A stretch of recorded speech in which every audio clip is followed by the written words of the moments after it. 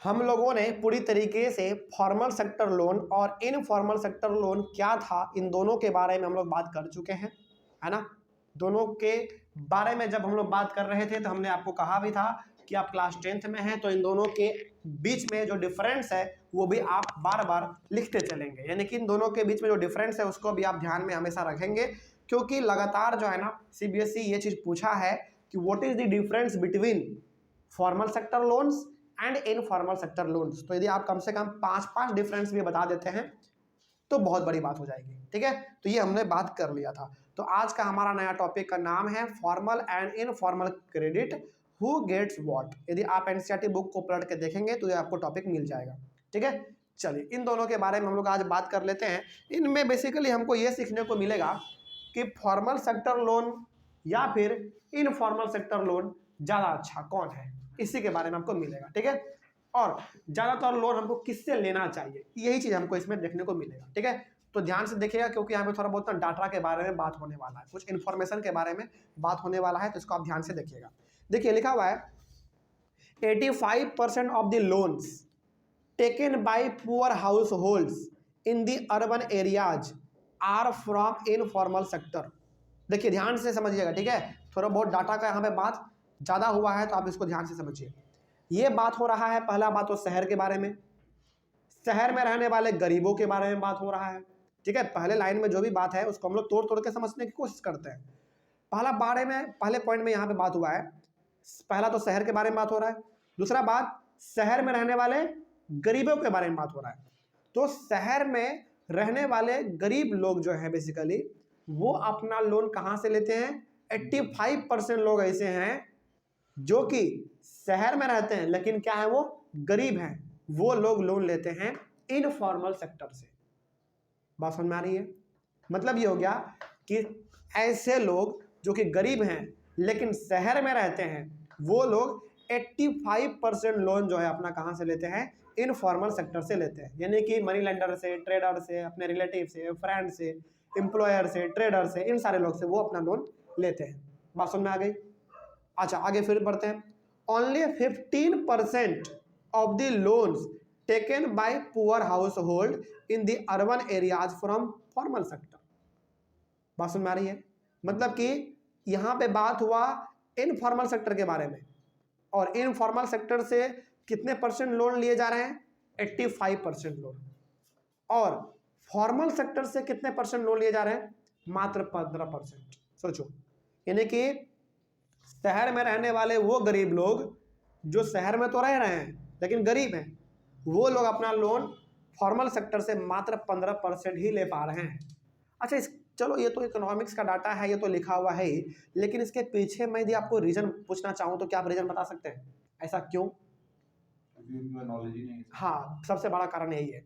सबसे बड़ा कारण ये है कि चलो ठीक है शहर में रह तो रहा है लेकिन है तो गरीब, हो सकता है कि इसके पास नॉलेज ना हो कि बैंक से लोन कैसे लिया जाता है, पढ़े लिखे ना हो, डॉक्यूमेंट कैसे भरा जाता है, ये इनके पास प्रॉपर नॉलेज ना होने की वजह से ये लोग चाहते हैं कि बैंक उतना कौन माथा पीछी करने जाएगा, चुपचाप अपने रिलेटिव से ही लोन ले लो, है ना। तो 85% लोग जो हैं इनफॉर्मल से लेते हैं और मात्र 15% लोग ही वो फॉर्मल सेक्टर से लोन लेते हैं, ठीक है। ये बात हो गया हमारा गरीब लोगों के बारे में, ठीक है, जो कि शहर में रहते थे। अब हम लोग बात कर लेते हैं अमीर लोगों के बारे में जो कि शहर में रहते हैं, ठीक है। देखिए यहाँ पे लिखा हुआ है only 10% of the loans taken by rich house holds in the urban areas from informal sector. मतलब ये हो गया कि ऐसे लोग जो कि शहर में रहते हैं लेकिन क्या है, अमीर है, वो लोग अपने लोन लेने का जो काम है मात्र 10% ही लोन अपना वो इनफॉर्मल से लेते हैं। इसका मतलब ये हो गया कि कहीं ना कहीं ये लोग शहर में रहने के साथ साथ अमीर भी हैं और पढ़े लिखे भी हैं। पढ़े लिखे हैं तभी तो ये लोग इनफॉर्मल से कम ले रहे हैं, है ना। आगे 90% of the loans taken by rich house holds in the urban areas from formal sector, क्योंकि भाई पढ़े लिखे आदमी है, इनको नॉलेज है कि बैंक से लोन कैसे लेना है, डॉक्यूमेंट कैसे भरना है।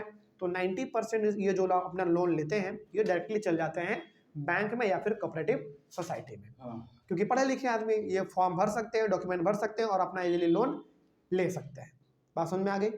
कोई डाउट इसमें?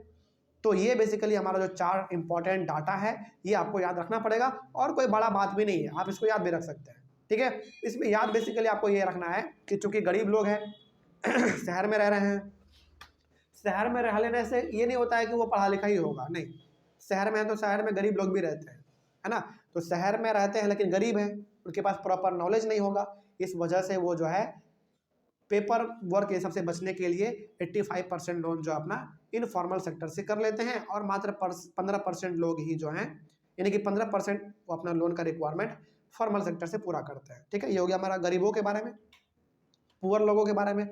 लेकिन जो लोग अमीर हैं, पढ़े लिखे हैं, वो अपना जो है 90% लोन जो है पूरा का पूरा फॉर्मल सेक्टर से लेते हैं, क्योंकि वो पढ़े लिखे हैं, पेपर वो अपना भर सकते हैं, डॉक्यूमेंट अपना पूरा कर सकते हैं। और मात्र 10% ही पढ़े लिखे ऐसे लोग हैं अमीर जो कि इनफॉर्मल से लेते हैं, ठीक है। तो ये बड़ा ही बहुत आसान तरीका था डाटा को याद रखने का, इसीलिए हमने यहाँ पे आसानी तरीके से लिख भी रखा है, ठीक है। आगे बढ़ते हैं।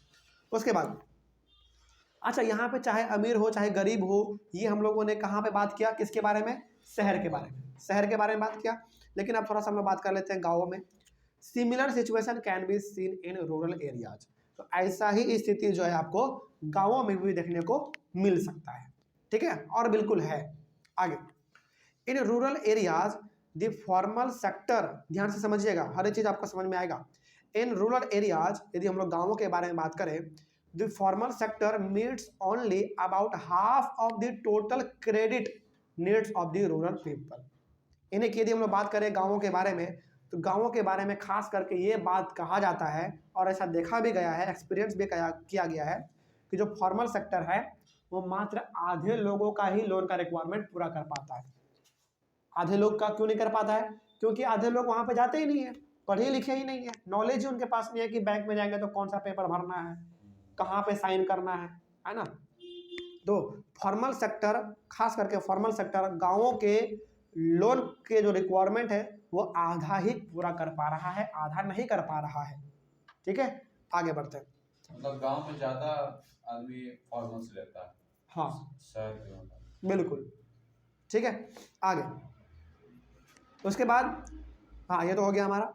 The remaining credit needs are made from informal sector. तो आधा लोन का रिक्वायरमेंट जो है गाँव में वो फॉर्मल पूरा करता है, और आधा जो है वो इनफॉर्मल पूरा कर देता है, ठीक है। आगे 10, तो इसलिए it is necessary that banks and cooperative societies increase their lending in the rural areas so that the dependence on informal sector of credit reduces. अब आप बताइए कि हम लोगों को ज़्यादातर लोन कहाँ से लेना चाहिए, इनफॉर्मल सेक्टर से या फिर फॉर्मल सेक्टर से? बताइए। फॉर्मल सेक्टर से लोन लेना चाहिए। और मुझे आपसे रीजन पूछ दे तो आप क्या बताएंगे? रीजन ये है कि पहला बात तो आपको पूरा चीज़ यहाँ पे लीगल काम होता है, लीगल यानी कि पूरा का पूरा कानूनी तौर पे काम होता है यहाँ पे। दूसरा बात, यहाँ पे जो आप लोन लेंगे ना, वो लोन के ऊपर जो इंटरेस्ट आपसे लिया जाएगा वो बहुत ही कम होता है। लेकिन इनफॉर्मल में ऐसा तो बिल्कुल भी नहीं है। इनफॉर्मल में जो आपको लोन दे रहा है उसके ऊपर डिपेंड करता है कि वो आपसे कितना इंटरेस्ट चार्ज करना चाहता है, 20% 30%, उसके ऊपर डिपेंड करता है। अब इनफॉर्मल में ये होता है ना कि बहुत बार आदमी अपना पैसा यानी कि इंटरेस्ट ही चुकता नहीं कर पाता है, उसको अपना घर जमीन वमीन सब बेचना पड़ जाता है ना, वो बात यहाँ पे होता है। तो इसीलिए यहाँ पे सलाह दिया जा रहा है फॉर्मल सेक्टर को, यानी कि बैंक और कोऑपरेटिव सोसाइटी को, आप जो है ज़्यादा से ज़्यादा लोन अपना कहाँ पे दीजिए, गाँवों में दीजिए, ताकि आपसे ज़्यादातर लोन ले सके लोग और अपना कुछ ना कुछ कारोबार वो कर सके। बात समझ में आ रही है? हालांकि लोन लेने का तो वो इनफॉर्मल से भी ले सकता है, लेकिन लेगा तो उसको इंटरेस्ट ज़्यादा पे करना पड़ेगा, है ना। इसीलिए हमारा सलाह है बैंक से और कोऑपरेटिव सोसाइटी से कि उनको जो है लोन हर एक प्रकार के लोगों को देना चाहिए, चाहे गाँव हो चाहे शहर हो, ठीक है। आगे बढ़ते हैं। उसके बाद it is also important that the formal sector credit is distributed equally so that the poor can get benefit from the cheaper loans. इसके साथ ही साथ बैंक और कोऑपरेटिव को जो है ये भी तय करना चाहिए, ये भी उसको ध्यान में रखना चाहिए कि जो हम लोन दे रहे हैं वो सबको बराबर लोन दें। ऐसा नहीं कि जो अमीर आदमी उसको लोन दे रहे हैं, गरीब आदमी उसको लोन ही नहीं दे रहे हैं, ऐसा बिल्कुल भी नहीं होना चाहिए। उसको भी ये चीज़ दिमाग में रखना चाहिए, उसको ये चीज़ देखना चाहिए। कोई डाउट इसमें? तो इस पूरे डिस्कशन से हम लोग ये कंक्लूजन निकाल के एक बात कर सकते हैं, हम लोग बिल्कुल कह सकते हैं कि फॉर्मल सेक्टर को लोन देने के मामले में आगे आना चाहिए, ताकि ज़्यादा से ज़्यादा लोग लोन ले सके, अपने बिजनेस को कर सके, अपने कारोबार को वो आगे बढ़ा सके। लोन लेने का तो इनफॉर्मल से भी लिया जा सकता है, लेकिन उसमें कोई गारंटी नहीं है, प्लस इंटरेस्ट रेट भी लोगों को वहाँ पे ज़्यादा पे करना पड़ता है। ठीक है, चलिए कोई डाउट इसमें? अगले वाले क्लास में हम लोग एक नया टॉपिक शुरू करेंगे जिसका नाम है self help groups for the poor. ठीक है, चलिए थैंक यू वेरी मच।